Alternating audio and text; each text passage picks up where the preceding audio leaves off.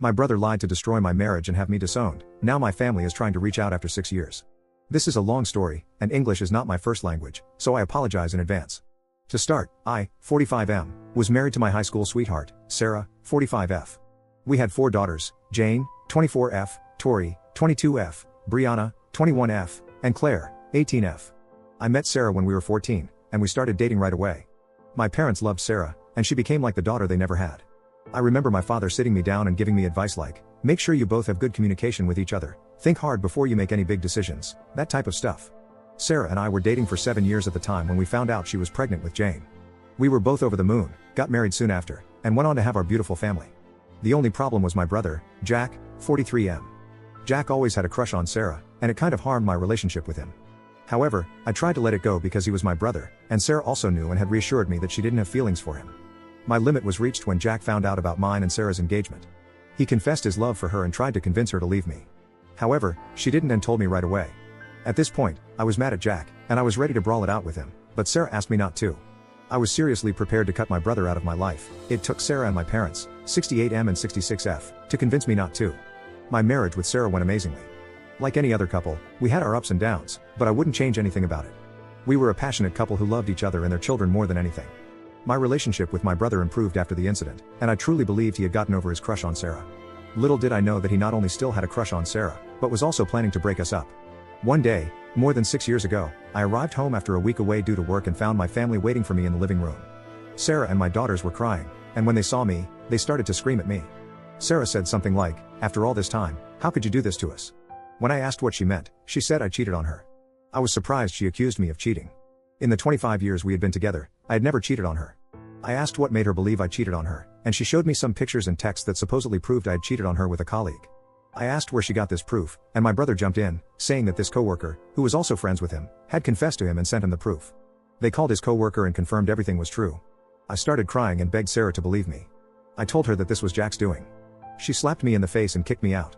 Before I left, Jane and Tori called me all kinds of names. The one that pained me the most was, "You are a disgrace to our family." For a long time, I tried to make Sarah and the girls see reason and understand that I would never cheat, but sadly, it was all in vain. My parents disowned me, and my dad said if I were a man, I would make the divorce easy. Before the end of the year, Sarah and I were already divorced, and my daughters didn't want to see me. In the beginning of 2017, Sarah and Jack got married. My daughters sent me a message saying that they hated me and didn't want anything to do with me, and that they had a new father figure in their lives. It was hard, but with a lot of therapy, I learned to move on. I always held on to hope that my family would find the truth, but I learned to live with the possibility they never would. 5 years went by without any contact with anyone from my family until a few days ago. I received a call from an unknown number. When I picked up, I said, "Hello? Who is this?" And I heard sobs from the other side. It was my mom. She said they were sorry and wanted to meet me. I asked why, and my mom said my family had found the truth about everything, but this was a matter to be discussed personally. I told my mom that when or if I felt ready to meet them, I would call her, but I didn't want to be contacted by anyone until or unless I said something back. She told me she understood and that she missed me. We said our goodbyes, but to be honest, I still don't know what I should do. Update 1. A few people have asked me for an update, so here it is. I arrived at my parents' on Saturday morning. I rang the doorbell, and my mom opened it. She started crying and hugged me. It was a bit awkward for me. My dad gave me a handshake, and I got in. My mom started trying to make small talk. She asked me how I was. She then commented that I looked much better and that I had lost weight. I replied, "When you're depressed, you forget to eat." I then asked how they found out. My mom said that Jack had been drinking and got into an argument with Sarah, then he slipped up on something about the proof he had of me cheating.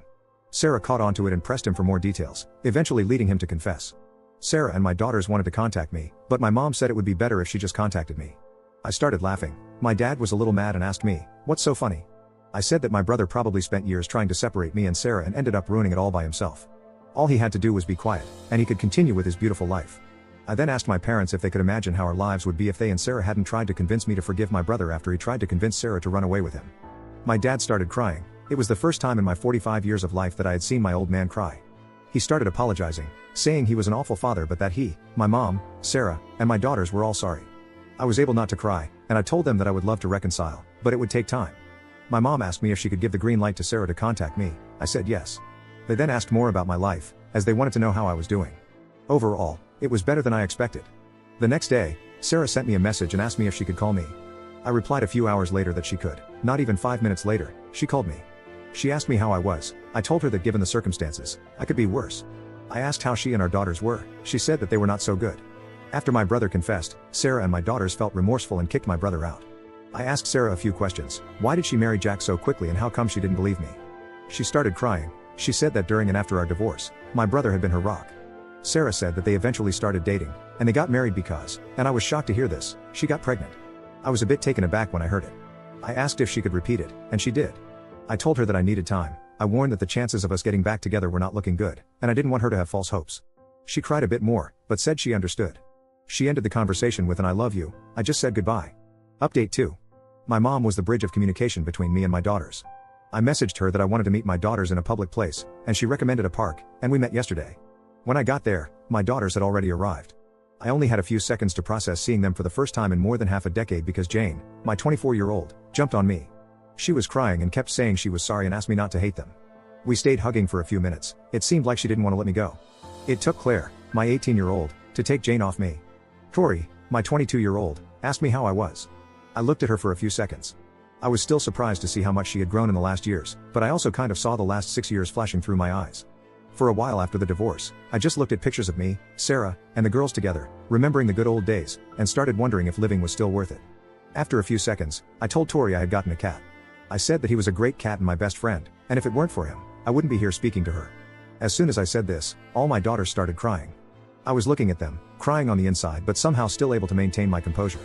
They all said they were sorry for not believing me and begged me to forgive them. I told them I still loved them more than anything, but it would take time for me to truly forgive them, and they would have to show me by their actions, and not their words, how sorry they were. I noticed Jane was wearing a ring. I asked her about it. She told me she had gotten married to her longtime boyfriend 2 years ago. At this point, I was about to burst into tears knowing I had missed my daughter's wedding. I just asked if he walked down the aisle, and she quietly said yes. I just couldn't do it anymore and started crying my heart out. That monster stole everything I held dear and robbed me of one of the moments I was longing for the most, walking my daughter down the aisle. I was ugly crying, and I could tell Jane was sad as well. I told her that I would get over it and not to worry about it. She just hugged me again silently. We stayed like that for what seemed like a long time. After we broke off the hug, Jane said she was sorry once again. I told my daughters that I needed a few days but I would like to go to family therapy with them, and they agreed. Me and my daughters were catching up about each other's lives, and it felt good to have a normal conversation with them. They gave me their phone numbers, we said our goodbyes, and I hugged every single one of them tightly for a long time. Update 3. I would like to start by thanking everyone for their support. A user has been messaging me, and his input on my situation has been very helpful. I explained to him that Jack was always praised by our parents due to his grades and was somewhat always competitive. This user believed that my brother could be a narcissist and saw Sarah and my daughters as trophies. My daughters and I attended therapy last Saturday. I got in first and explained to the therapist my concerns about Jack being a narcissist. She told me my concerns could be right, but it was not certain. My therapy session was a bit emotional but good. I started by explaining how I felt during all this time, how many nights I cried missing Sarah and the girls, how I had nightmares, and how hard it was all for me. My daughters did talk, but it was not easy to understand their words. They were crying the entire time, and it got worse as time went by, to the point I had to calm them down and reassure them that I was not mad at them. The session ended, and we will attend our second session next Friday. Although I still don't know what will happen, I am hopeful I can rebuild my relationship with my girls. Also, I had dinner with my daughters on Tuesday. It went well, and they had the chance to meet my cat, and they brought a copy of pictures of us. It was a nice gift.